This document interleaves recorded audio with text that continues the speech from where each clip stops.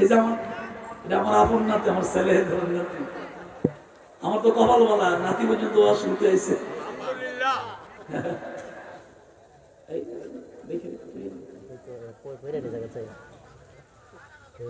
আল্লাহ আল্লাহ আল্লাহ নবী ডাক দেয় আবু বকর, দেরি করা যাবে না রে আবু বকর, মক্কার অবস্থা ভালো না। সকালবেলা যদি সূর্য ওঠে মক্কার মানুষ আমাকে দুনিয়া থেকে বিদায় করার জন্য নিয়ত করেছেন। কাফেররার অবস্থা ভালো না রে আবু বকর, সূর্য ওঠার আগে মক্কা ত্যাগ করা লাগবে। ভালোবাসা কারে? আপনার এই এলাকার মানুষ আমাকে ভালোবাসে, আমার চেয়ে কত বড় বড় আলেম আছে, কত বড় বড় বক্তা আছে। আমি তো আপনাদের ভালোবাসার মূল্যায়ন কখনো, এটা যে মূল্য আমি কখনো দিতে পারবো না। শুধু এতটুকুই যে আমি আপনাদের জন্য দূরে গেলেও দোয়া করি, কাছে গেলেও দোয়া করি। এই দোয়াটা আমি সব জায়গায় করি।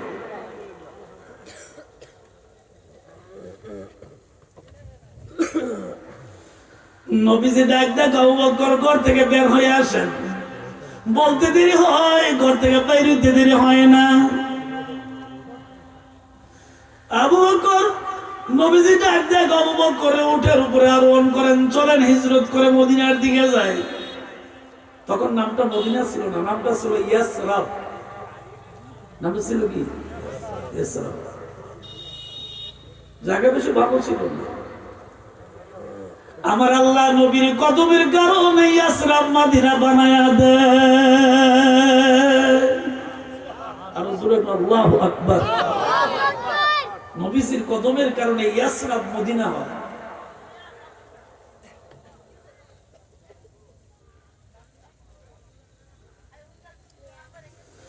আবু বকর রাত্র পোহানোর আগে, সূর্য ওঠার আগে মক্কা ত্যাগ করা লাগবে, ইয়াসরাবের দিকে যাওয়া লাগবে। নবী গো রাস্তা জানা আসেনি। নবী ডাক দেখ আবু বকর, রাস্তা জানা নাই, চিনা নাই রে আবু বকর, চলো আল্লাহর নামে চলি, নেওয়ার মালিক আমার আল্লাহ।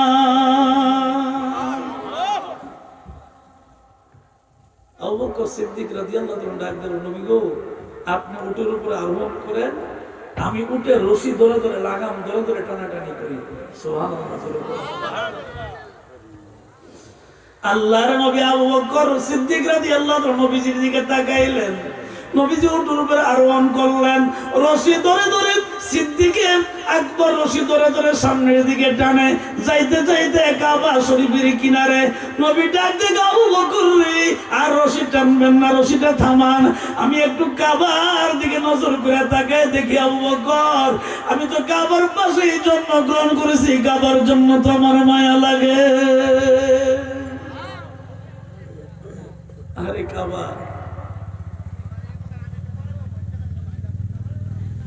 কাবারে فليعبدوا رب هذا البيت الذي أطعمهم من جوع وآمنهم من خوف।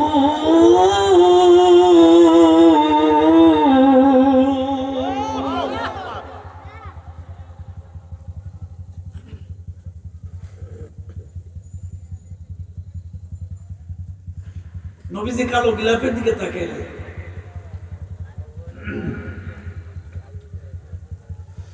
আল্লাহর নবী চোখের পানি ছেড়ে ছেড়ে কান্দের, কালো গিলাফের দিকে তাকায়। চার কোণাওয়ালা কাবা ঘর, যেই ঘরটাকে সামনে রাইখা যদি কোনো উম্মত এক রাকাত নামাজ পড়ে সাথে সাথে 1 লক্ষ রাকাতের সওয়াব।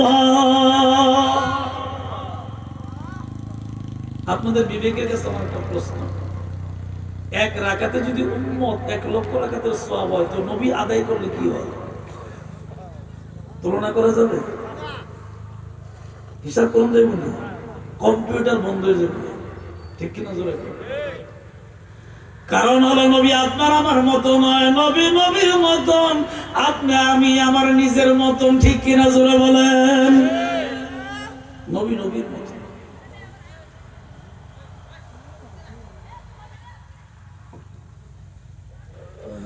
আবু বকর সিদ্দিক রাদিয়াল্লাহু তাআলা তাকায় দেখলেন নবীজি কাবার দিকে তাকায় রইছে, 2টা চোখের পানি কিনার দিয়ে বেয়ে বেয়ে পানিগুলা পড়ে।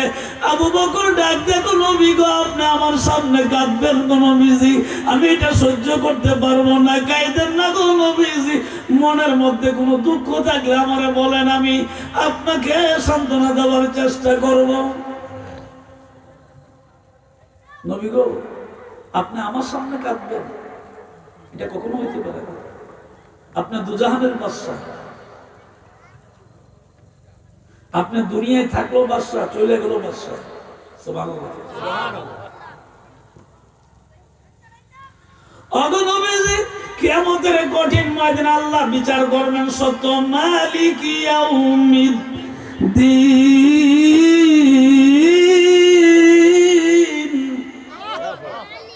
বিচার দিবসের মালিক আল্লাহর সত্য। বিচার দিবসের দিনে আমার আল্লাহ বিচার করবেন সত্য, কিন্তু নবী গো, আপনার শাফাত ছাড়া আল্লাহর কোন বান্দা বান্দি জান্নাতে যাইতে পারবে না। নবী গো, আপনি এত দামি, এত ওজন, এত সম্মান আপনার। ও নবীজি, আপনার ব্যাপারে আমার আল্লাহ আরেক জায়গায় বলছেন, ওয়ারাফা'না লাকা যিকরাক।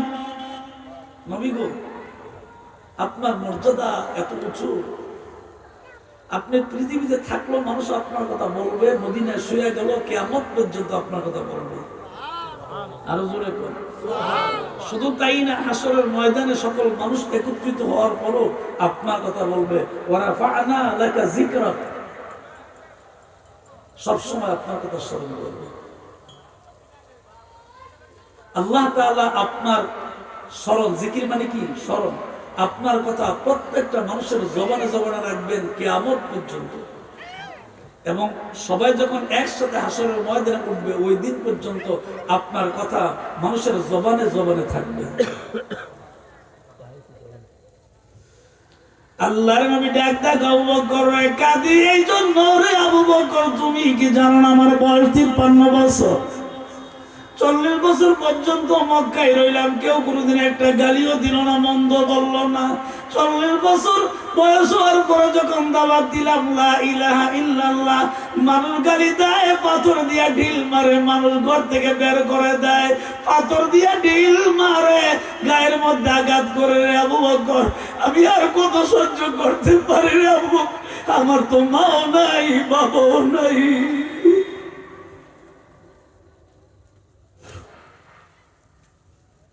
আবু বকর, আমি কেমনে সহ্য করব?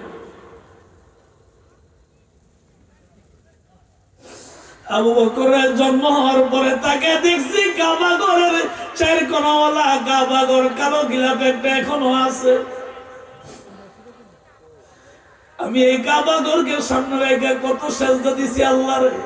জোরে কোন কারে? কারে সেজদা দেয়? মুসলমান কারে সেজদা দিবে? আল্লাহ। কিসের মাধ্যমে? নামাজের মাধ্যমে।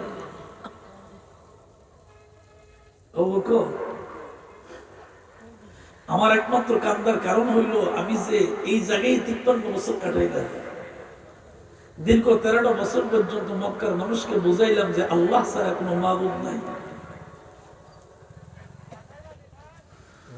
قل هو الله أحد الله الصمد لم يلد ولم يولد ولم يكن له كفوا أحد।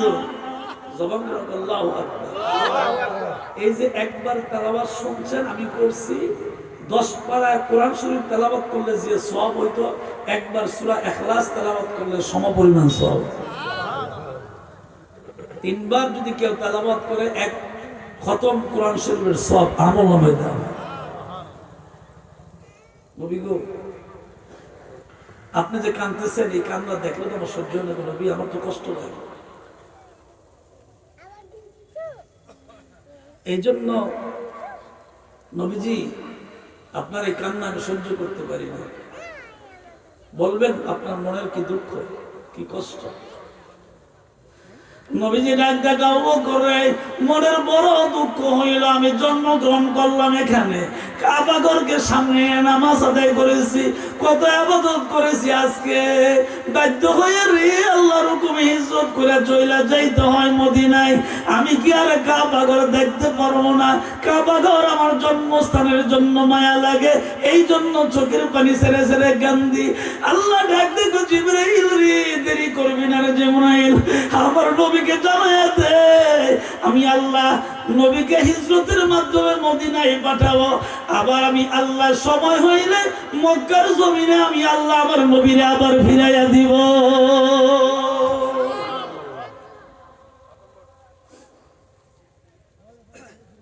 নবীজি কান্দা বন্ধ করলেন।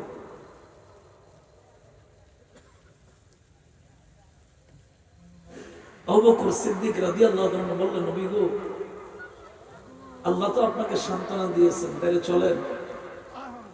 যদি সূর্য উঠে যায় তাহলে তো বিপদ, চলেন যাই সামনে দিয়ে।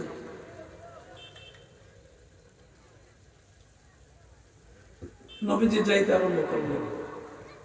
অজানা এক রাস্তা, জানা নাই কোন দিকে ইয়াসরাব, কোন দিকে গেলে ওই রাস্তা পাওয়া যাবে সঠিক 450 কিলোমিটার দূর যাওয়া যাবে, এটা জানা নাই। 1-2 মাইলের রাস্তা না, তো 450 মাইল।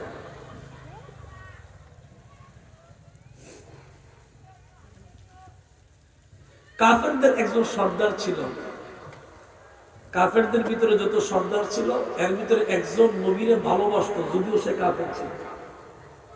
যদিও সে কাফের ছিল, নবীকে কি করতো? ভালোবাসত। নবীকে অনেক আদর করতো, মায়া করতো, যদিও সে কাফের ছিল, ঈমান আনে না। তো ওই লোকটা মদিনার রাস্তা কোন দিকে, ইয়াসরাবের রাস্তা কোন দিকে, এটা তার জানা ছিল।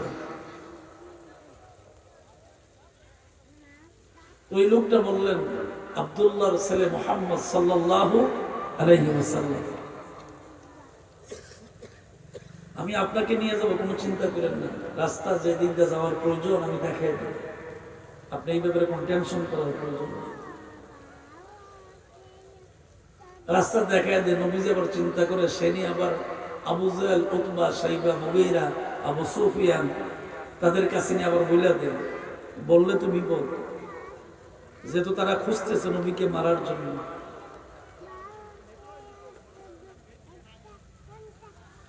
ওই কাফের ডাক দেখো, নবী গো চিন্তা করবেন না, মুনাফিকি আমি করবো না, আমি কারো কাছে বলবো না। বাবারে মনে কিছু নিয়েন না, এখন মুসলমানদের ভিতরে মুনাফিকের অভাব নাই, ঠিক নেই। আপনার কাছ থেকে চা খাইবো, আবার আপনার বদনামে বিষ দিয়ে করবো, আসেনি এরকম মুনাফিক? অভাব নেই। সকালে বিকালে আপনার লোকই চলে, আপনার থেকে চা খায়, আপনার এই অনেক কিছু মানে মুখে বইলা বইলা আপনার অনেক বড় বানায়, কিন্তু দেখবেন শেষ বেলায় হিসাব কিসাব করে দেখবেন যে শেষ বেলায় এই লোকটাই সবচেয়ে আপনার বিরোধিতা করে। এইরকম মুনাফিক আছে না নাই? নবীজি বলছেন, এই মুনাফিক থেকে দূরে থাকো, সাবধান। আমাদের একটা অভ্যাস খারাপ আছে, আমাদের একটা সমস্যা আছে। সমস্যা কি জানেন? যেটা আমি ব্যক্তিগতভাবে পছন্দ করি না, মানে এই তাহলে এই আমার সামনে যদি কেউ বলে যে মান্নানী হুজুর খুব সুন্দর ওয়াজ করে, খুব ভালো মানুষ, মানে এইরকম যদি কেউ বলে, তখন আমার ওই লোকটার প্রতি খুব রাগ উঠে। ব্যক্তিগতভাবে আমি এটা পছন্দ করি। ১৫০০ বছর আগে নবীজি বলছেন যে এইরকম যদি কেউ তোমার বলে, তাহলে মনে করবা এটা তোমার 1 নম্বর শত্রু। আর যদি তোমার পেছনে বলে, তাহলে মনে করবা সে 1 নম্বর তোমার বন্ধু। নবীজি বলছেন, তোমার বন্ধু হবে ওই ব্যক্তি, যে ব্যক্তি তোমার সামনে তোমার ভুলটা ধরে দিবে, আর পেছনে তোমার সুনাম মানুষের কাছে বলবে, এটি হলো তোমার বন্ধু। আর তোমার শত্রু হইল যে লোকটা তোমার সামনে তোমার একবারে বেহেশতের দরজার ভিতরে নিয়ে দিয়ে আসে, তোমার একটু আড়াল হইলেই তোমার বদনাম করে, এই লোকটা হলো তোমার সবচেয়ে বড় শত্রু। ঠিক কিনা জোরে করে? কিন্তু আমাদের সমস্যা কি জানি না, আমরা চিনতে ভুল করি। এটা আমাদের একটা রোগ আছে। মানে আপনার আমি ভালো বললে আপনি মনে করেন যে আমি মুখলেসুর রহমান মান্নানী আপনার খুব প্রিয় মানুষ। না, আমি আপনার প্রিয় মানুষ না। আমি তখনই আপনার প্রিয় মানুষ হবো যখন আপনার কথা মানুষের কাছে কাছে বলবো যে এমুক ব্যক্তিটা খুব ভালো। ঠিক নেই। এজন্য এই হাদিসটা বলে দিলাম, একটু চিন্তা ভাবনা করে চলাফেরা করে। সামনাসামনি যারা বেশি প্রশংসা করে, নবী বলছেন এটা তোমার শত্রু, এই লোক কখনো তোমার বন্ধু হতে পারে না। হ্যাঁ, তবে স্বাভাবিকভাবে মানুষ কোনো কোনো সময় বইলা পালায়, এটা যদি অল্প বলে এটা কোনো সমস্যা না, মানে ওই মনের আবেগে আর কি, মনের আবেগে ভালোবাসার কারণে একটু বইলা পালায়, এই একটু বলা কোনো সমস্যা না। কিন্তু যদি আপনারা বলতে বলতে বেহেশতের দরজার ভিতরে দিয়ে তাহলে মনে করবেন সে আপনার জন্য জাহান্নাম কামনা করে। ঠিক কিনা? অল্প বলাতে সমস্যা নাই, কিন্তু বেশি বলাটা ভালো না। আর এই চরিত্রটা বেশিরভাগ মানুষের ভিতরে এখন আছে। আল্লাহ আমাদের হেদায়েত করুন, বলেন আমিন। জোরে কোন আমিন। বাবারে, ওই কাফেরটা বললেন ও আব্দুল্লাহর ছেলে, জোরে কোন মুহাম্মদ রাসূলুল্লাহ সাল্লাল্লাহু আলাইহি ওয়াসাল্লাম। সে তো কাফের ছিল, এই জন্য কাফেররা নবীর আব্দুল্লাহর বেটা, আব্দুল্লাহর ছেলে বলে ডাকতো। কিন্তু আমরা কি এভাবে ডাকতে পারি? ঈমান থাকবে? আমরা বলবো মুহাম্মদ রাসূলুল্লাহ সাল্লাল্লাহু আলাইহি ওয়াসাল্লাম। নবীর প্রতি ভালোবাসা, মায়া, মহব্বত। ঠিক কিনা? জোরে। এই ভালোবাসা মহব্বত যার অন্তরে থাকবে, সেই পরকালে আল্লাহর নবীর সঙ্গে জান্নাতে বসবাস করবে। আরো জোরে কোন সুবহানাল্লাহ।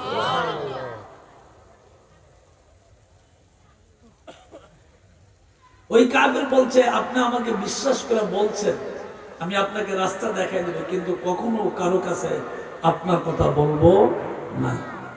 বলেন না? যেমন ওয়াদা দিচ্ছেন ঠিক ওয়াদাই রাখছেন। বলেন না? আল্লাহর নবী সামনের দিকে যায়, যাইতে অনেক রাস্তা দূর হয়ে যায়। ওই কাফের ডাক, দেখো নবী গো, আমি তো আপনার রাস্তা দেখাই দিয়েছি, এখন আমি চলে যাই। নবী গো, ঠিক আছে আপনি চলে যান, কোনো সমস্যা নেই। আপনি আমাকে যতটুকু দেখানোর প্রয়োজন ছিল, আপনার ওয়াদা ছিল, আপনি আপনার ওয়াদা পূরণ করছেন। আর আমার অবস্থা কি? এক দোকানতে বাকি খাইতে পারলে যদি ঘন ঘন খুঁজে যেতে, দোকান বাদ দিয়ে আরেকটা যায়। এরকম চরিত্র আসেনি আমরা? সোমবারে দিয়ালেন বাজার, সোমবারে খুঁজলে শুক্রবারে দিয়া, বেশি খুঁজলে আমরা কি দেশ থেকে গিয়েছি যাই আমরা তোমার টেনা দিয়ে আসেনি এই চরিত্রের মানুষ। তাইলে বোঝা গেল কি আমাদের এই ওয়াদা ঠিক রইল না। ওয়াদা ঠিক রাখতে হবে। ওয়াদা খেলাপ করে মুনাফিকের আলামত। এই জন্য আমার জীবনে আমি ডায়েরিতে কোনো দাওয়াত রাইখা কেটে দিই নেই। কর্তৃপক্ষ যদি আমাদের জানাইছে তখন কাটছি, কোনো কোনো সমস্যা হয়। যেমন আগামী 10 তারিখ আমার মাহফিল ছিল মুরাদনগর। আজকে মালয়েশিয়া থেকে ফোন করে আমাকে বলছে, হুজুর নির্বাচন 12 তারিখ হওয়ার কারণে আমরা 10 তারিখ মাহফিলটা করতে পারতেছি না, তো এই জন্য কষ্ট করে নির্বাচনের পরে আমরা মাহফিল করব, আপনাকে ডেট জানাবো। তখন আমি বলছি ঠিক আছে। তখন আজকে বিকালবেলা ফোন পাওয়ার পর আমি কাটছি, কিন্তু নিজ ইচ্ছায় আরেক জায়গায় বেশি টাকা পাইলে মাহফিল রাখবো, এইরকম চরিত্র মুখলিসুর রহমান মান্নানীর নেই। আমি এটা করি না। টাকা বড় না, ভালোবাসা সবচেয়ে বড়। ঠিক কিনা? জোরে মায়া মহব্বত সবচেয়ে বড়।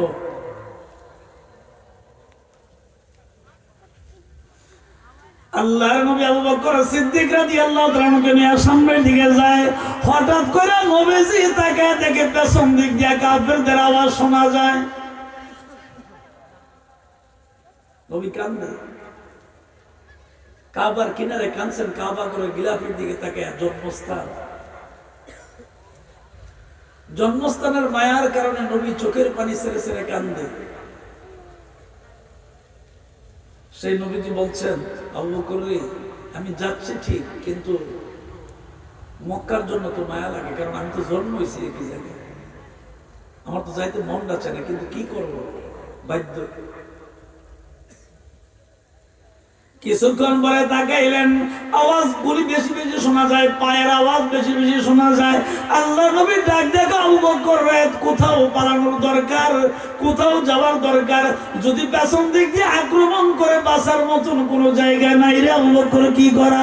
আবু বকর হঠাৎ করে তাকায় দেখে একটা গর্ত দেখা যায়, গর্তের ভিতরে সাথে সাথে নবীজিকে নিয়ে আস্তে করে প্রবেশ করলেন।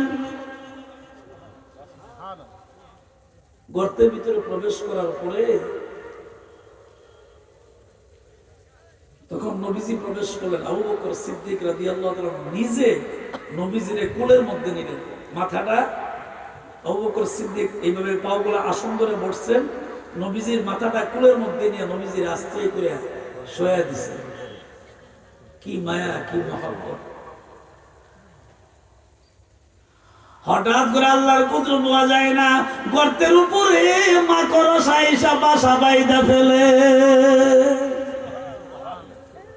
মাকড়সা এসে সুন্দর করে বাসা বাঁধছে, এটা যে গর্ত বোঝাই যায় না। কাফেরদের সর্দার সৈন্য সহকারে হাজির, চতুর্দিক দিয়ে বিশ্রায়, নবীরে পায় না। কিন্তু গর্তের ভিতর থেকে নবীও আওয়াজ শুনতেছে, আবু বকর সিদ্দিক রাদিয়াল্লাহু তাআলা উনিও আওয়াজ শুনতেছে। নবীজি ডাক দেখ, আবু বকর ভয় পায় না, ভয় পাওয়ার কোনো কারণ নাই। যে আল্লাহর নামে, আল্লাহর উপরে তাওয়াক্কুল ভরসা করে রওনা দিয়েছি, সেই আল্লাহ আমাদেরকে বিপদ থেকে বাঁচাবেন। সুবহানাল্লাহ বলবেন না? জোরে কোন ভরসা কার উপরে? আরো জোরে কোন আল্লাহ। এই জন্য আপনি যখন ঘর থেকে কোনো সময় বের হবেন, বলবেন বিসমিল্লাহ তাওয়াক্কাল আলাল্লাহ, আল্লাহ তোমার নামে শুরু করে বের হইছি, তোমার উপর ভরসা করে, তাওয়াক্কুল আলাল্লাহ, তোমার উপর ভরসা করে ঘর থেকে বের হইছি। যতক্ষণ পর্যন্ত আপনি যাবেন আর বাড়িতে ফিরে না আসবেন, ততক্ষণ পর্যন্ত আমার আল্লাহ আপনার নিরাপত্তার জিম্মাদার হয়ে যাবে। সুবহানাল্লাহ। আজকে তো আমাদের সন্তানগুলো দোয়া মিলে গেছে, কি দোয়া কোন জায়গায় করা লাগবে দোয়াও জানে না।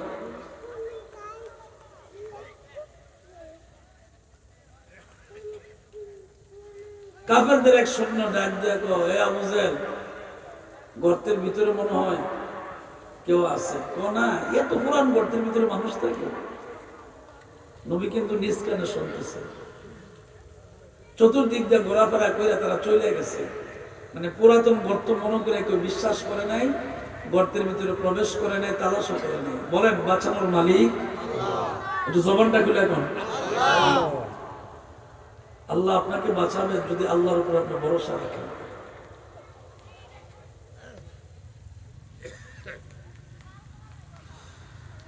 চলে যাওয়ার পরে কাফেরদের লিডার যখন সৈন্য নিয়ে চলে যায়, আল্লাহর নবী আবু বকর সিদ্দিক রাদিয়াল্লাহু তাআলা ডাক দাও, আবু বকর রে, বলছিলাম নি আমার আল্লাহর উপরে ভরসা রাখলে আল্লাহ বাঁচায় দেয়।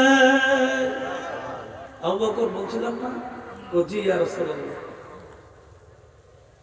আবু বকর সিদ্দিক রাদিয়াল্লাহু তাআলা বলে, নবী গো, আপনি অনেক পেরেশান হয়েছেন, অনেক রাস্তা হাঁটছেন, কষ্ট হয়েছে বলে, আমিও কষ্ট করছি, আপনিও কষ্ট করছেন, এখন আপনি একটু ঘুমান, আমার এই উরাতের উপরে আপনার মাথাটা রাইকে একটু ঘুমান। ভালোবাসা কারে? ভালোবাসা দিয়ে শুরু করছি ওয়াজ, প্রধান বক্তার আওয়াজ আসার আগ পর্যন্ত যতটুকু যায় আর কি, ইনশাআল্লাহ। বলেন ইনশাআল্লাহ। আল্লাহ নবী ঘুমায় গেলেন। হঠাৎ করে আবু বকর সিদ্দিক রাদিয়াল্লাহু তাআলা তাকায় দেখলেন গর্তের ভিতরে বিশাল বড় গর্ত, এই গর্তের ভিতরে অনেকগুলো ছিদ্র দেখা যায়। চিন্তা করে দেখলেন যে সাপ টাপ যদি থাকে তাহলে নবীরে ধ্বংস করলে, আসলে আমি আবু বকর তো এমনি শেষ, কি জবাব দিব আল্লাহর দরবারে? আবু বকর সিদ্দিক রাদিয়াল্লাহু তাআলা মাথার পাগড়িটা খুইলা টুকরা টুকরা করে আস্তে আস্তে করে ছিদ্রগুলো আস্তে আস্তে করে বন্ধ করে দিলেন। ছিদ্রগুলো বন্ধ করতে করতে করতে করতে আরে বাকি রইল মাত্র একটা। কয়টা? একটা। মাথার পাগড়িও শেষ, কাপড়ও শেষ, এখন ছিদ্র বন্ধ করবে কেমন? উনি কি করলেন? আস্তে করে ওনার ডাইন পাওয়ার নিচ অংশ দিয়া আস্তে করে গর্তের উপরে পাওটা রেখে দিলেন। গর্তের ভিতরে ছিল বিষধর এক সাপ। ওই সাপটা নবীর চেহারা মোবারক এক নজর দেখার জন্য আস্তে করে উপরে দিয়ে উকি মারে। আবু বকর সিদ্দিক রাদিয়াল্লাহু আনহু পায়ের কারণে উঠতে পারে না। সাপ নবীকে ধ্বংস করবে না একটা নজরে দেখার জন্য সাপ উপরের দিকে উকি দেয়। ও ব্রাহ্মণ গ্রাম কলবার মুসলমান, আমার এলাকার মুসলমান ভাইরা রে, জঙ্গল আর বাঘ চিনে, সাপ চিনে মানুষ হইয়া উম্মত হইয়া নবীরে চিনলাম না, বরঞ্চ মাঝে মধ্যে বইলা বেলায় নবী তো আমার মতো নই। বলেনি? আসেনি এরকম? কপাল পরা মুসলমান। সাপ নবীকে এক নজর দেখার জন্য। কিন্তু আবু বকর সিদ্দিক রাদিয়াল্লাহু আনহু চিন্তা করলেন, নবীর যদি সাপ ধ্বংস করে, এতগুলা ছিদ্র সবগুলো বন্ধ করলাম, একটা তো পারলাম না, পায়ের মোড়াটাই দিয়ে রাখি, দেখি যাতে নবীর কোনো কষ্ট না হয়। হঠাৎ করে বিষধর সাপটা পায়ের তালুর ভিতরে আস্তে করে সুবল মারে। ব্যথার অস্থির হইয়া সহ্য করতে পারে না, কিন্তু জবান খুলেও কথা বলে না। চিন্তা করে দেখছে, যদি আমি জবান খুলে কথা বলি, নবী যে আমার কোলে ঘুমায় আছে, ঘুম তো নষ্ট হয়ে যাবে, ঘুম তো ভেঙে যাবে। নবীর ঘুম যদি ভেঙে যায়, তো আমি আল্লাহর দরবারে কি জবাব দেব?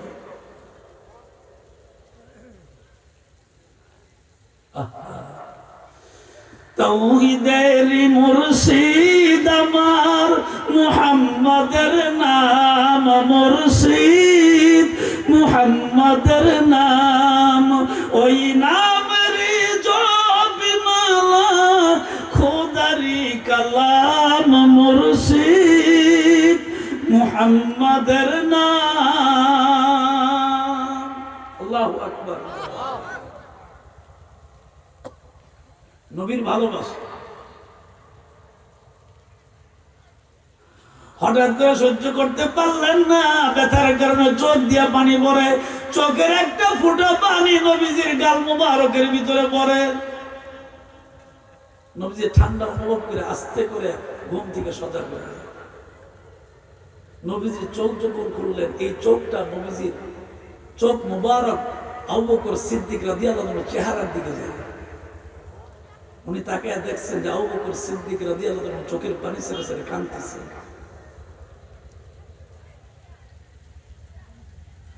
নূরের নবী ডাক দাও, আবু বকর রে, গর্তের ভিতরে আমারে কোলে নিয়ে বইসা রইলেন, কিন্তু কান্দেন কেন? আবু বকর সিদ্দিক চিন্তা করলো, আমার কষ্ট যদি বলি তাহলে নবী আরো বেশি কষ্ট পাবে। কথাগুলো গোপন করে রাখার চেষ্টা করছে। নবীজি বারবার ডাক দেখো, আবু বকর রে, গোপন রাখেন না গো। আবু বকর বলেন, কি কষ্টের কারণে আপনি চোখের পানি ছেড়ে ছেড়ে কাঁদেন, বলেন একটু কষ্ট কইরা, গোপন রাখেন না। শেষ পর্যন্ত আর গোপন রাখতে পারে নাই, ডাক দেখো নবী গো, ছিদ্রগুলো বন্ধ করেছিলাম, মাথার পাগড়ি সিরা সিরা টুকরা করে করে একটা ছিদ্র বন্ধ করতে পারি নাই, পাও দিয়ে শেষ দিয়ে রাখছিলাম, পায়ের মুড়া দিয়ে আসলাম, মানে ছিদ্রগুলো বন্ধ করছিলাম। বিষধর পাগল নবীজি পায়ের মধ্যে ধ্বংস করছে, সহ্য করতে পারি নাই গো নবীজি, মুখ খুইলা কথা বলি নাই, ব্যথা সহ্য করতে না পাইরা চোখের পানি ছেড়ে ছেড়ে কাঁদছি না, ইচ্ছাই না গো নবীজি, ব্যথার কারণে। আল্লাহ নবী ডাক দেখো, আবু বকর রে, আপনার পাউডার একটু আমারে দেখান গো, একটু পাও মোবারকটা, পায়ের তালুটা একটু আমারে দেখান। নবীজির ভয়ের কারণে, সম্মান কারণে, ভয়ের কারণে দেখায় না। আল্লাহ নবী ডাক দেখো, আবু বকর রে, আপনার হাতের আঙ্গুলটা আমার মুখের মধ্যে আপনি লাগান, আমি একটু লালা দিয়া দেয়। নবীজির মুখের লালা নিয়ে পায়ের তালুর মধ্যে দিয়া লাগাইয়া দেয়। সাথে সাথে নবীজির মুখের এই লালার এই বরকতের কারণে আমার আল্লাহ সাথে সাথে বিষধর সাপের এই বিষ আস্তে করে পানির মতন বন্ধ হয়ে যায়।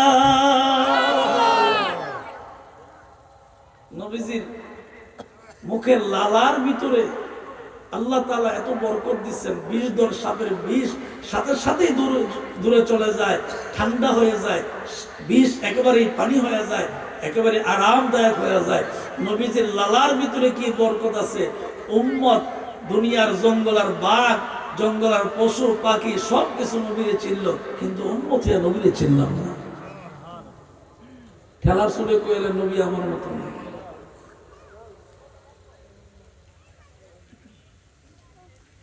ব্রাহ্মণগ্রাম শামখোলার যুবকগুলা এই সুন্নি মহাসম্মেলনের মাধ্যমে আপনাকে আমাকে মেসেজ দিতে চায় যে নবী আমাদের মতন নয়, নবী নবীর মতন, আমি আমার মতন।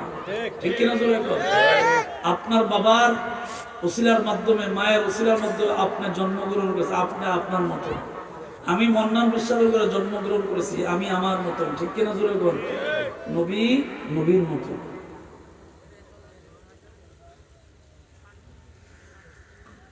জন্মস্থানের মায়ার কারণে নবী চোখের পানি ছেড়ে ছেড়ে কান্দে, আবার সামনের দিকে যায়।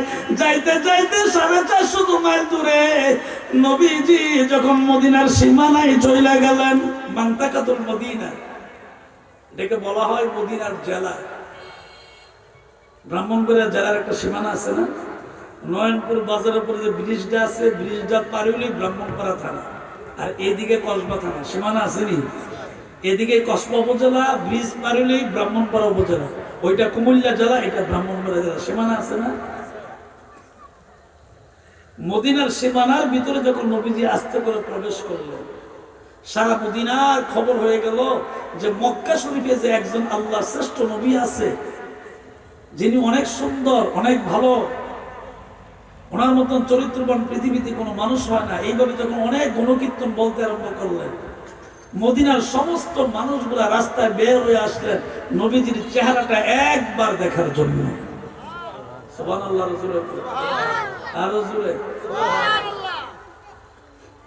একবার একটা নজর দেখার জন্য রাস্তায় সবাই বের হয়ে চলে আসলেন।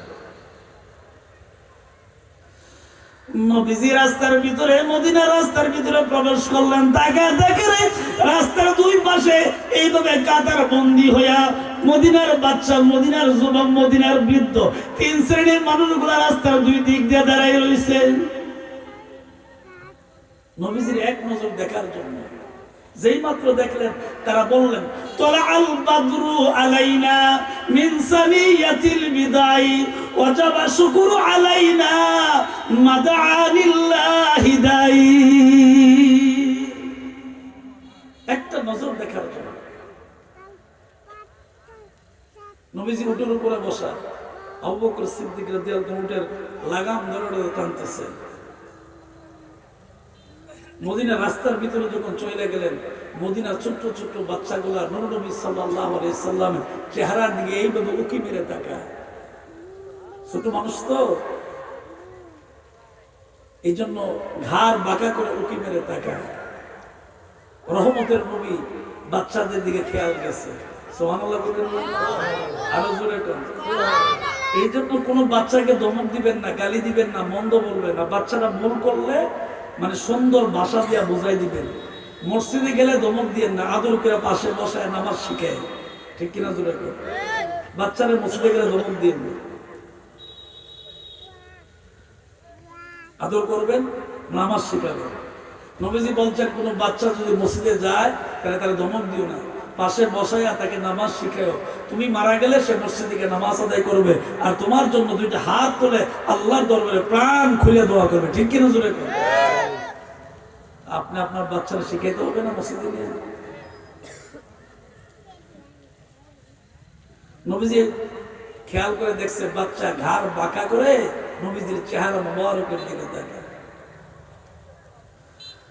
নবীজি তাকে অনুভব করলেন, সেকেন্ডারি করে নাই, উঠ থেকে আস্তে করে নবীজি নাইমা বাচ্চাদের মাথার ভিতরে এইভাবে আদর করতে আরম্ভ করলেন। আদর করতে দেরি হয় রে, মদিনার বাচ্চাগুলা নবীজির চেহারার দিকে তাকায়। গো নবী গো, জীবনের প্রথমবার দেখছি, ওয়াদা দেন কোনদিন আমাদেরকে চাইরা আর মক্কাতে ফিরে যাবেন না। নবী গো, জীবনের প্রথমবার আপনারা দেখছি, অনেক নাম শুনছি, আমরা ছোট মানুষ, কিছু বুঝি না, তারপরে আপনার প্রেম ভালোবাসা আমাদের ভিতরে আল্লাহ পাক প্রবেশ করে দিয়েছেন। আমাদের ভিতরে আপনার মায়া লাগছে, আপনি আমাদের সঙ্গে ওয়াদা দেন, আপনাকে দেখে আরো বেশি মায়া লাগছে, আপনি ওয়াদা দেন আমাদেরকে চাইলে আর কোনোদিন মক্কায় যাবেন না। সুবহানাল্লাহ বলবেন না? আরো জোরে কোন সুবহানাল্লাহ। নবীর এই কষ্ট শুনে যারা চোখের পানি আসছে, কিয়ামতের দিন বুঝবেন এই পানিটার কত দাম।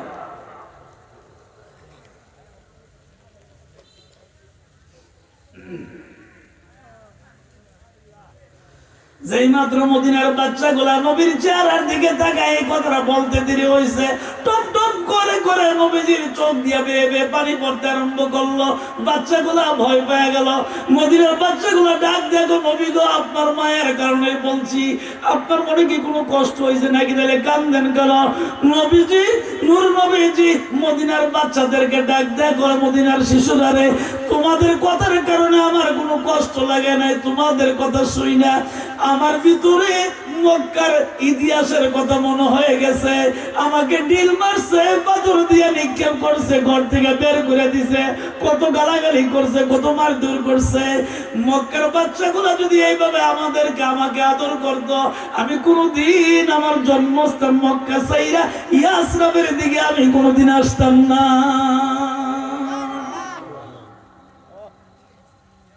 আমার তো জন্মস্থানের জন্য মায়া লাগে। ওয়াজটা শুরু হয়েছে জন্মস্থান দিয়ে। আমার জন্মস্থান এই এলাকায়, এই পাশের গ্রামে, ঠিক কিনা জোরে কথা? আপনাদের জন্য তো মায়া লাগে, লাগে না? আমার জন্য মায়া লাগে না? মায়া লাগে বিদেই তো সব মাহফিলের দাওয়াত দেন। আবার স্টেজে আসার পর আবার বলছে, হুজুর আপনি কিন্তু দোয়া করে শুরু করে। মা বোনরাও তাদের মনের আবেগ একটু দোয়া করতাম, এই জন্য দোয়া করছে। মনের অজান্তে চোখ দিয়ে পানি আসছে। এটা ইচ্ছা করলো সব জায়গায় পানি আসে না, ঠিক কিনা জোরে কর? আপনি ইচ্ছা করলে কাঁদতে পারবেন? পারবেন না। আল্লাহর যখন রহমত হবে তখনই চোখ দিয়ে পানি আসবে। মদিনার শিশুরা, রে আমি কাঁদছি একমাত্র একটাই কারণে, মক্কার বাচ্চারা যদি আমাকে এতটুকু কথা বলতো তাইলে আমি কোনোদিন হিজরত করে আসতাম না। এই জন্য মক্কার কথা মনে হয়ে গেছে, এই জন্য চোখের পানি ছেড়ে ছেড়ে কাঁদছি। মদিনার বাচ্চা গুলার মাথার মধ্যে আবার হাত দিয়া নবীজি বলছে, ও মদিনার বাচ্চারা রে, হজ করার জন্য হয়তো মক্কায় যাওয়া লাগতে পারে, কিন্তু একেবারে মদিনায় চাইলে আমি নবী ওয়াদা দিলাম কখনো যাব না। হজ করার জন্য মক্কা তো যাওয়া লাগবে, তখন হয়তো আমি যাইতে পারি যদি মক্কা বিজয় করতে পারি, যদি আল্লাহ করায়, তাইলে আমি যাব। কিন্তু তোমাদেরকে চাইলে একেবারে যাব না। তোমরা যেমন আমার কাছে ওয়াদা চাইছো, আমিও তোমাদের সঙ্গে ওয়াদা দিছি। আমার আল্লাহর নবী ওয়াদা দিতে দেরি হয়েছে, আল্লাহ কবুল করতে দেরি হয় না। আর জোরে কোন সুবহানাল্লাহ।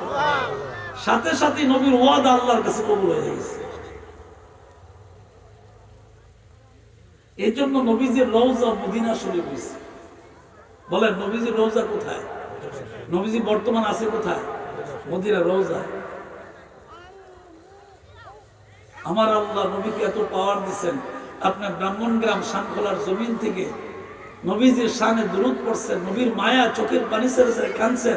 আমার আল্লাহ নবীকে এমন পাওয়ার দিছে, উনি মদিনা রওজার ভিতরে শুয়ে শুয়া ব্রাহ্মণগ্রাম কসবা এলাকার এই উম্মতের মায়ার চোখের পানি নিজ চোখে দেখতেছেন। বিশ্বাস হয়নি? এই কান্দাটা, এই মায়াটা আপনার কিয়ামতের দিন বিশাল বড় উপকার।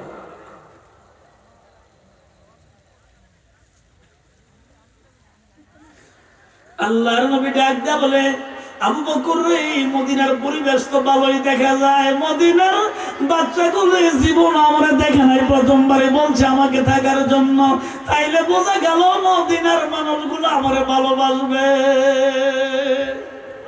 ঠিক কিনা? একটা মানুষের সঙ্গে কথা বললেই বোঝা যায়, মনে করেন জীবনের প্রথম আপনার দেখা হয়েছে, একটু কথা বললেই বোঝা যায় যে মানুষটার অবস্থানটা কি।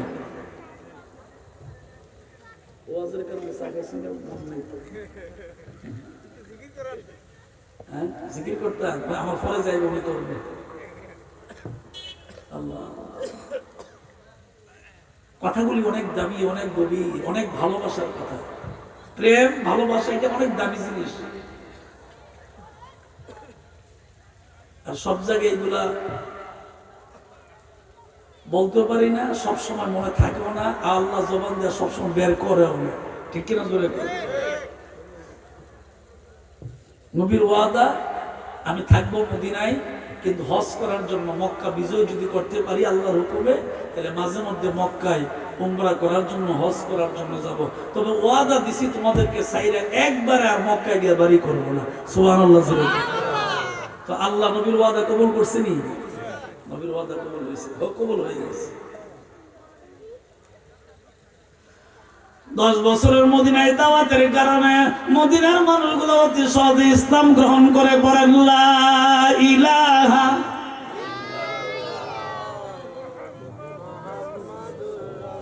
সাল্লাল্লাহু আলাইহি ওয়াসাল্লাম কালিমা পড়ে মুসলমান হয়ে গেছে। নবীজি সাহাবীদেরকে নিয়ে মক্কার দিকে রওনা দিয়েছেন, মক্কা বিজয় করবেন। যেই মাত্র সাহাবীদেরকে না সৈন্যদেরকে নিয়ে মক্কার সীমানার ভিতরে ঢুকছে, মক্কার বড় বড় লিডার শুনছে এই আব্দুল্লাহর ছেলে কিন্তু আই পড়ছে। কাফেরদের শরীরে কম্পন উঠে গেছে, ভয়। কারণ আপনি যদি কাউকে মাইরা গ্রাম থেকে বের করে দেন, সে যদি সুযোগ পায় কোনোদিন ফিরতে পারে, তাহলে কিন্তু আমরা পিঠের চামড়া রাখতো না, ঠিক কিনা? জোরে এটা হলো আমাদের চরিত্র এরকম আর কি, কিন্তু নবীর চরিত্র এরকম ছিল না। নবীজি সাহাবীদেরকে নিয়ে সৈন্যদেরকে নিয়ে মক্কা বিজয় করলো। মক্কার সীমানার ভিতরে পৌঁছার পরে মক্কার মানুষ শুনছে যে আব্দুল্লাহর ছেলে মুহাম্মদ সাল্লাল্লাহু আলাইহি ওয়াসাল্লাম উনি চলে আসছে। কাফের অবস্থা তো 12টা বাজছে, এমন ভয়, কাঁপতে শুরু করছে, বাড়িঘর পালায়া, মানে যে যেভাবে পড়ে রাস্তা দিয়া পালাইতে আরম্ভ করছে। নবীজিও টের পাইছে। হঠাৎ করে নবীজি বুড়ি একজন মহিলার দিকে তাকায়, দেখে মহিলার মাথায়ও গাঁটটি, হাতের মধ্যে গাঁটটি, অনেক বড় বড় ব্যাগ, এই গাঁটটি দেখা যায়। নবীজি মহিলাটাকে পরিচয় গোপন রেখে জিজ্ঞাসা করেন, মা কোথায় আপনার বাড়ি? কই মক্কাতে। কোথায় যান? তুমি কি শোনো নাই? তুমি যুবক মানুষ। নবীরে বলতেছে, তুমি যুবক মানুষ, তুমি কি শোনো নাই? মা কি শুনবো? আর দেখেন নবীর ব্যবহারটা কেমন ছিল। মা কি শুনবো? তুমি কি শোনো নাই? তুমি যুবক মানুষ। এই যে মক্কা থেকে আমরা একটা যুবক ছেলেরে তাড়াইয়া দিছিলাম, তার বাবার নাম ছিল আব্দুল্লাহ, মার নাম ছিল আমেনা, দুধমান ছিল হালিমা। এই ছেলেটা মক্কা থেকে আমরা তাড়াইয়া দিছি। এই ছেলেটা মদিনা থেকে আবার হিজরত করে আবার মক্কাতে আসছে মক্কা বিজয় করার জন্য। শোনো নাই? সঞ্চিত। তাহলে কি হয়েছে? তুমি শোনো নাই? আমরা যে জুলুম তার উপরে করছি, এখন যদি আমাদেরকে পায় তাহলে পিঠের চামড়া রাখতো না। নবীজি কিন্তু নবীজির পরিচয় দেয় নাই, উনি যে নবী পরিচয় গোপন রাখছে। নবীজি বলছেন, মা কোথায় যাবেন? অনেক দূরে যাবেন, যেখানে গেলে আমাদেরকে বিশ্রাম পাবে না। নবীজি বলছেন, তাইলে আপনি যখন যাবেন, তাইলে আপনার যে গাঠুরি আছে মাথার মধ্যে, এটা আমার কাঁধে তুলে দেন, আমি আপনাকে গন্তব্য স্থান পর্যন্ত পৌঁছে দিয়ে আসি। জোরে জোরে কোন সুবহানাল্লাহ।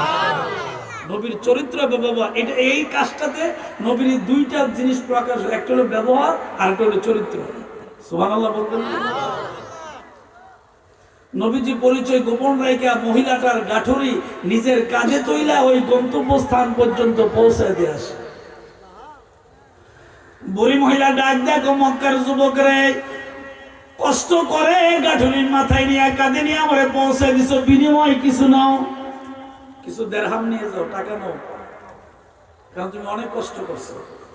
বিনা পয়সায় কেউ বুঝাবো না, আমার কাছ থেকে কিছু দেরহাম নিয়ে যাও।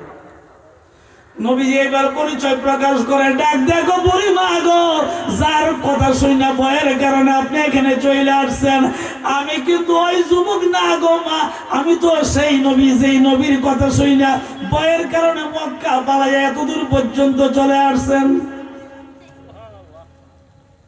মহিলা নবীজির চেহারার দিকে তাকায় আর কয়, তুমি?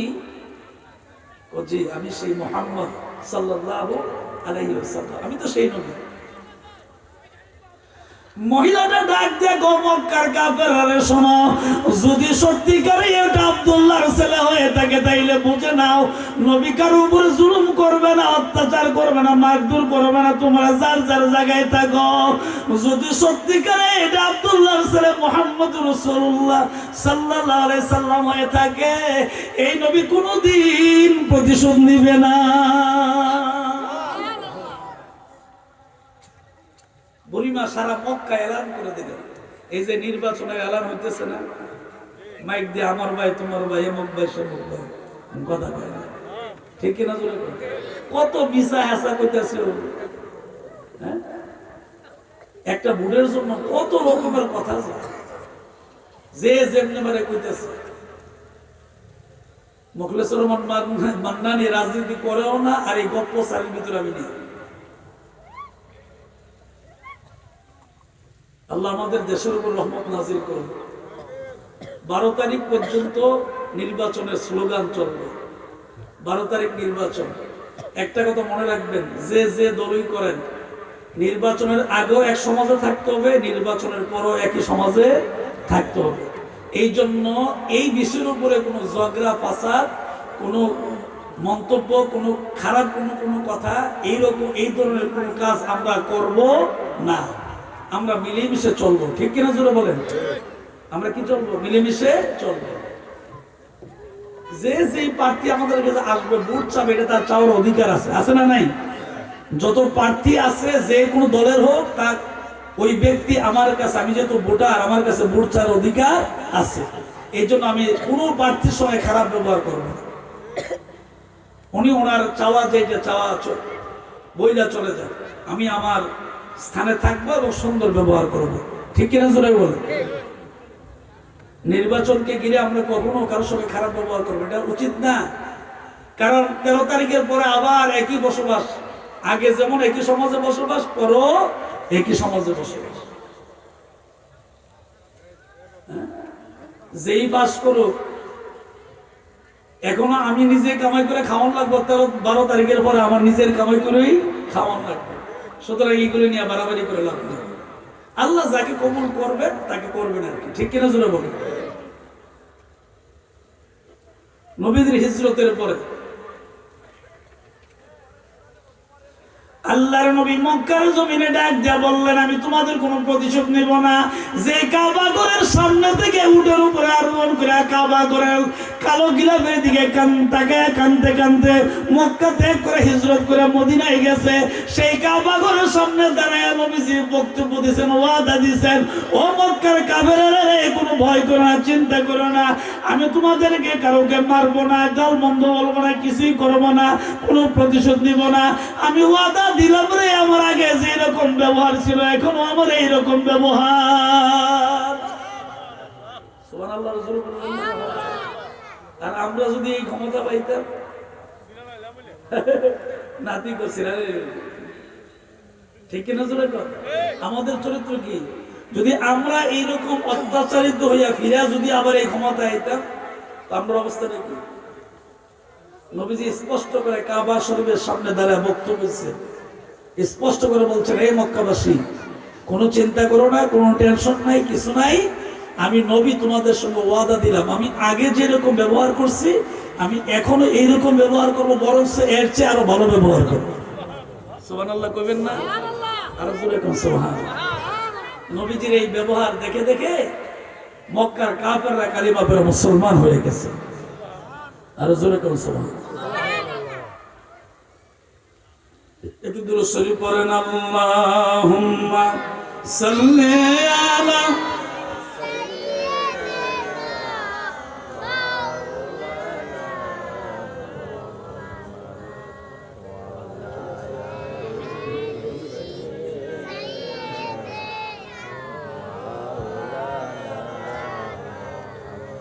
আল্লাহুম্মা সাল্লি আলা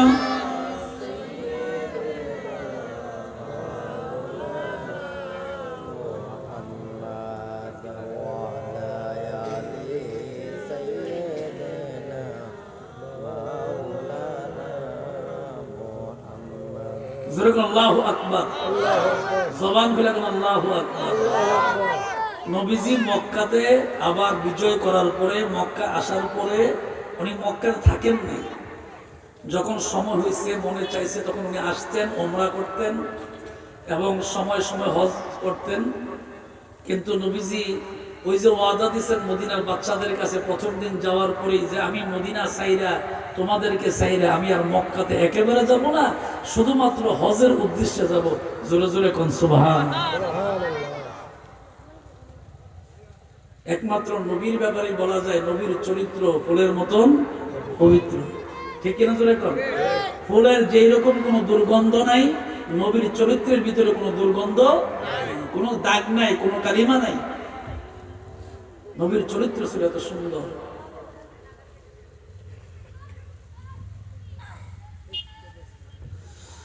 আল্লাহর নবী বাকি 53 বছর হিজরতের পরে, বয়সের হিজরতের পরে মদিনায় 10 বছর।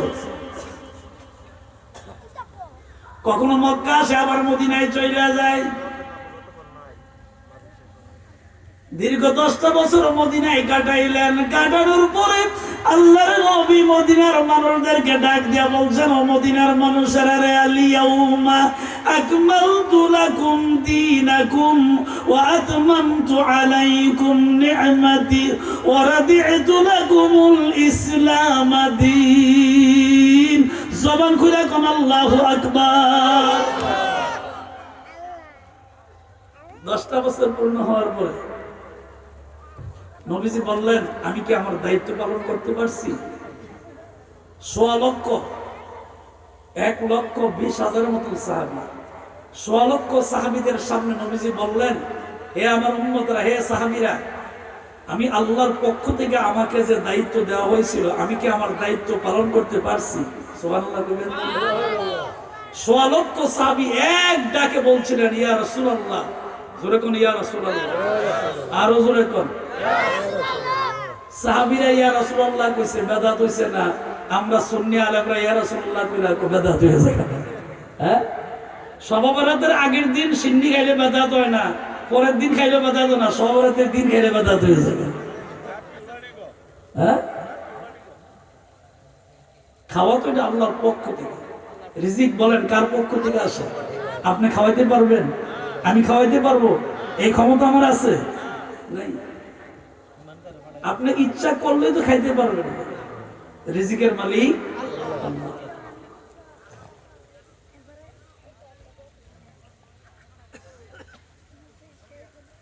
দশটা বছর মদিনায় কাটাইলেন।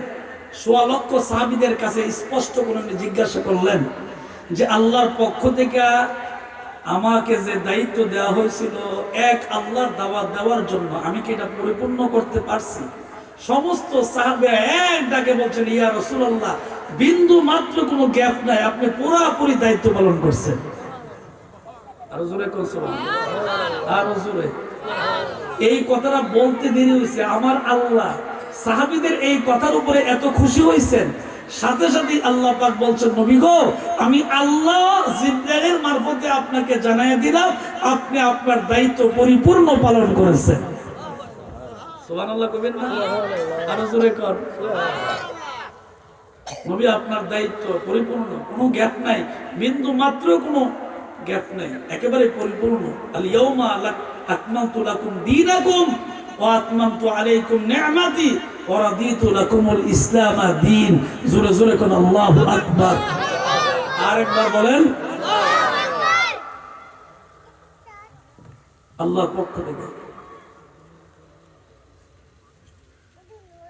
নবীজি তার দায়িত্ব পালন করলেন। আপনাদের বিবেকের কাছে এখন গুরুত্বপূর্ণ যে কথাটা আমি 10 মিনিটের ভিতরে বলবো, চেষ্টা করবো ইনশাআল্লাহ। আমার বলার ক্ষমতা নেই, আমার টাইম ছিল 9:30, 10 মিনিট আরো বাড়াই দিচ্ছি। আল্লাহ আল্লাহ, আমার এই যুবক, আমার এই ছাত্রগুলা বড় মায়া করে, বড় আদর করে ভালোবাসে। উস্তাদকে বলে যায় না, এরা তো অনেক ছোট ছিল, আমি যখন এই গ্রামে পড়াইতাম অনেকে জন্মে হয়েছে না, হ্যাঁ, এদের বড়দেরকে আমি পড়াইছি, কিন্তু এরা তো আমার অনেক ভালোবাসে, মায়া করে। এটার একটা কারণ আছে, কারণ আমিও কিন্তু আমার উস্তাদদেরকে সম্মান করি।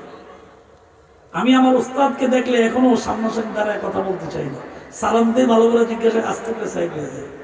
কারণ মা বাবা, উস্তাদ, মুরব্বী এদেরকে সম্মান করা রাসূলের সুন্নাত, ঠিক কিনা জোরে কর। আর মা বাবাকে সম্মান করা এটা সন্তানের জন্য ফরজ। আমি বলছি না, আল্লাহ বলছেন, وَكَذَا رَبُّكَ أَلَّا تَعْبُدُوا إِلَّا إِيَّاهُ وَبِالْوَالِدَيْنِ إِحْسَانًا।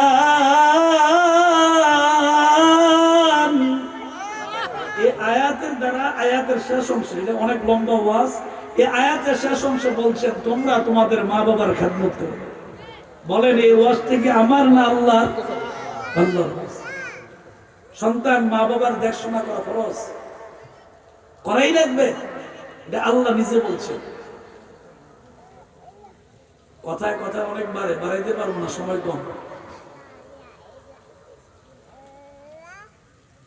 নবীজিকে আল্লাহ পাক যখন জানাই দিলেন যে আপনার দায়িত্ব পরিপূর্ণ পালন করেছেন, এর অর্থ বোঝা যায় যে নবীজি আর পৃথিবীতে বেশি দিন থাকবেন না।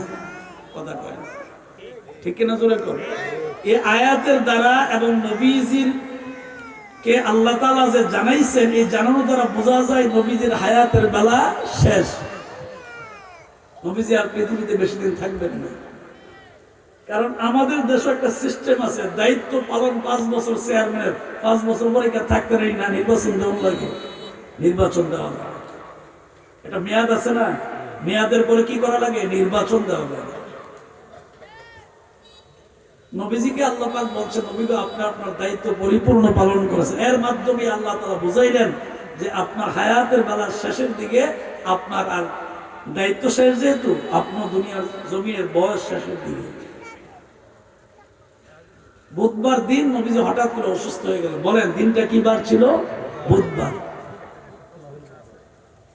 নবীজি হঠাৎ করে অসুস্থ হয়ে গেল, কখনো জ্বর, কখনো মাথার ব্যথা, কখনো শরীরে অনেক তাপ বেড়ে যায়, জ্বর মিটার বেড়ে যায়, এরকম।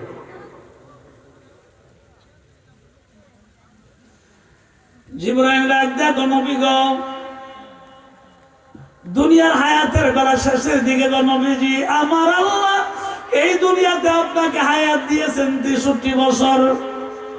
যদি আপনি থাকতে চান তাহলে আমার আল্লাহ রাখবেন, যদি চলে যেতে চান তাহলে নিয়ে যাবেন।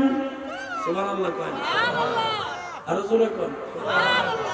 এই ওয়াজটা একটা দামি ওয়াজ, চিকন একটা কথা আছে। আমার আল্লাহ যে নবীরে বলছেন, জিবরাইল আমার নবীকে তুমি বলো হায়াত 63 বছর, যদি থাকতে চায় তাহলে থাকতে পারবে, যদি চলে যেতে চায় তাহলে আমার কাছে চলে আসবে। এই কথাটা একমাত্র আমাদের নবীর সময় বলছিলেন, আর কারো সময় নবীর আগেও কাউকে বলেন নাই, কিয়ামত পর্যন্ত কাউকে বলবেন না। জোরে কোন সুবহানাল্লাহ। একমাত্র আমাদের নবীর ব্যাপারে বলছেন, তাহলে এই নবীর দাম আসেনি।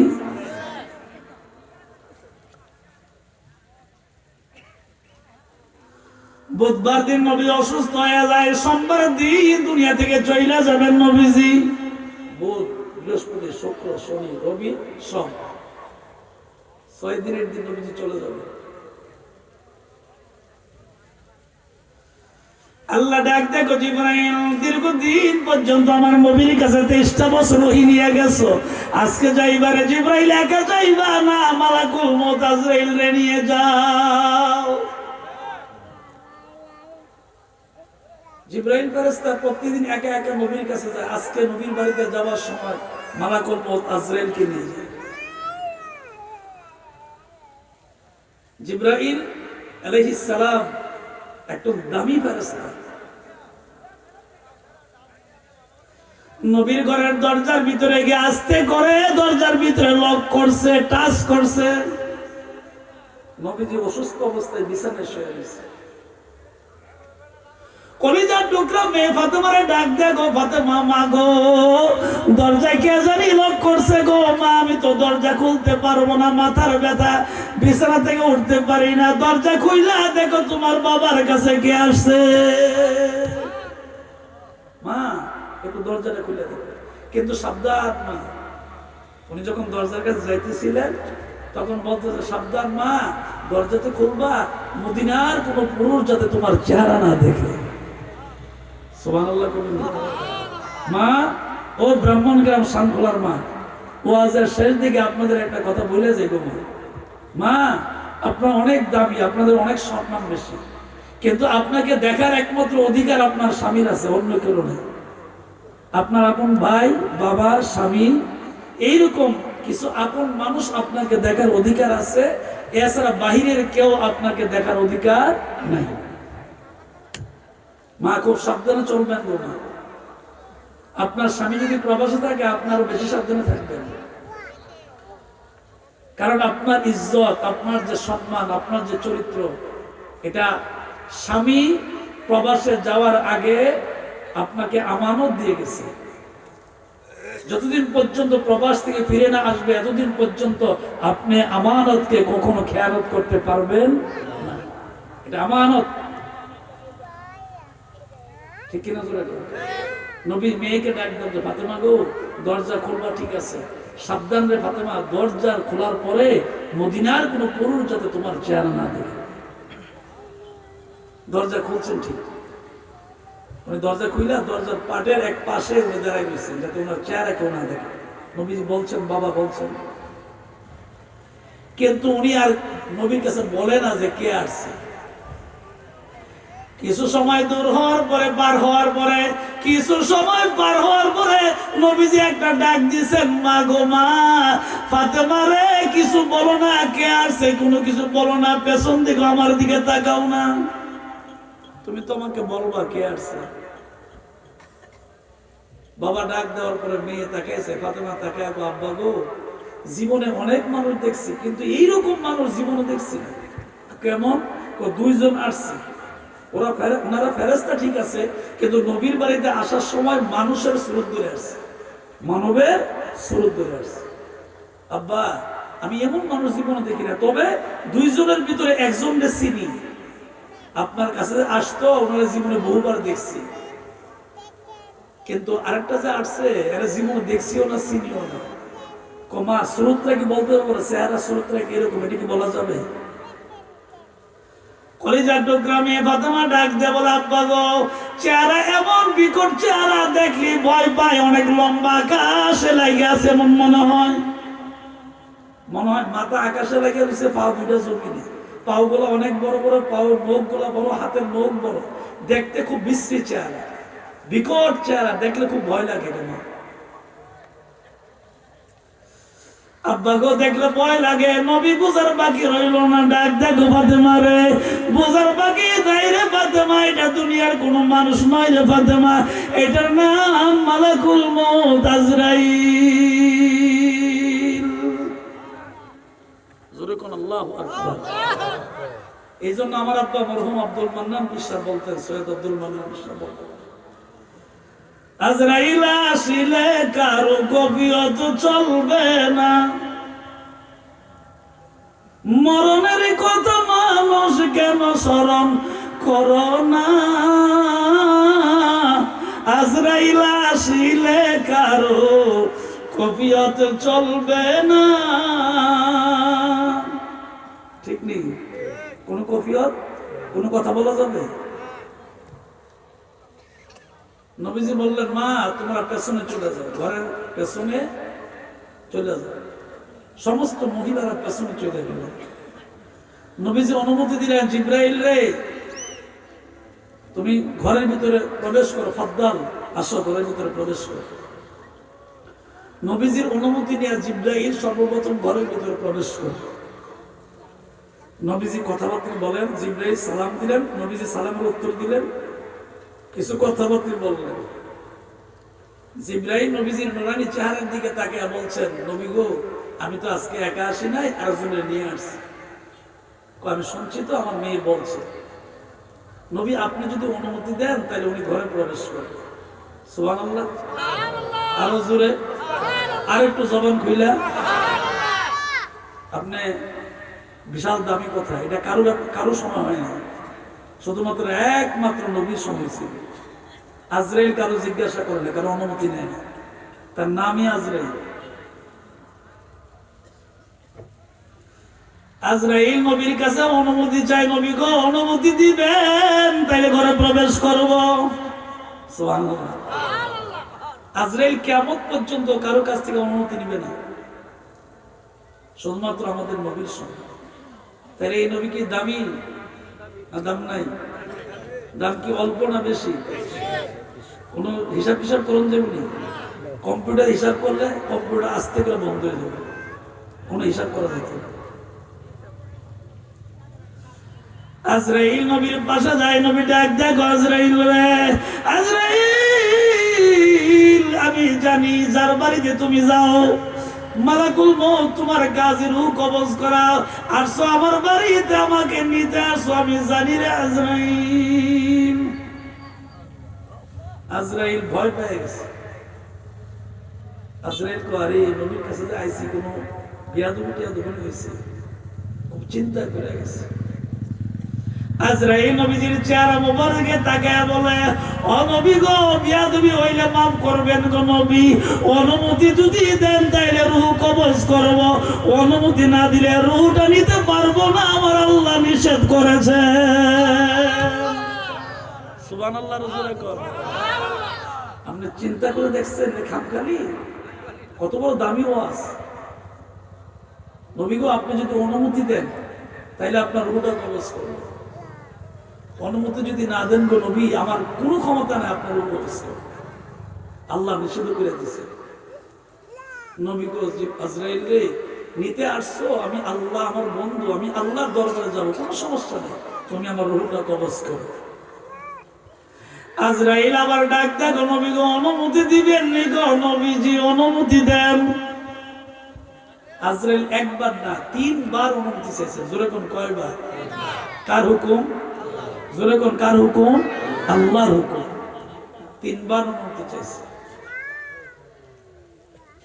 3 বার অনুমতি চাওয়ার পরে আজরাইল 3 বার অনুমতি চায়। ৪র্থবারের সময় আল্লাহর নবী মুস্কি একটা হাসি দিয়ে ডাক দেয়, আজরাইল অনুমতি নেওয়া লাগবে না, 3 বার অনুমতি নিছে আজরাইল, আমি নবীজি তোমাকে জানাই দিলাম রূহটা কবজ করা। আজরাইল, আজরাইল রে, মদিনার জমিন থেকে মদিনার রওজার ভিতরে শুয়ে যাব, দুঃখ নাই।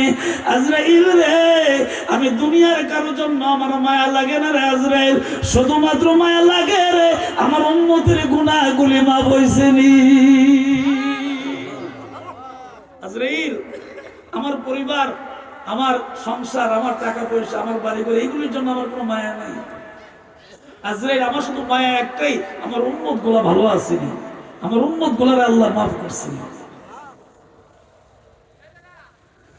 আজরাইল ডাক দেখো নবী গো, আজরাইল ডাক দেখো নবী গো, উম্মতের চিন্তা করা লাগবে না গো নবীজি, কিয়ামতের কঠিন ময়দানে আমার আল্লাহ আপনার অনুমতি ছাড়া, আপনার সুপারিশ ছাড়া নবী গো, কাউকে আমার আল্লাহ জান্নাতে প্রবেশ করাবে না। কিয়ামতের দিন একটা নারী হোক পুরুষ, একটা মানুষও জান্নাতে প্রবেশ করতে পারবে না আপনার সুপারিশ ছাড়া। সুবহানাল্লাহ। রাসূল বলেন, আমার মতন লম্বা জুব্বা কাবা টাবা পয়রা পাগড়ি মুগড়ি লাগায় তো ওয়াজ করে, নবীর শাফাতের দরকার, নবী কাটা আল্লাহ যথেষ্ট। আসেনি এরকম ওয়াজ? এই ওয়াজ শুনলে কি ঈমান থাকবে? নবীর সুপারিশ আল্লাহর পক্ষ থেকে আসবে, শুধু উম্মত না,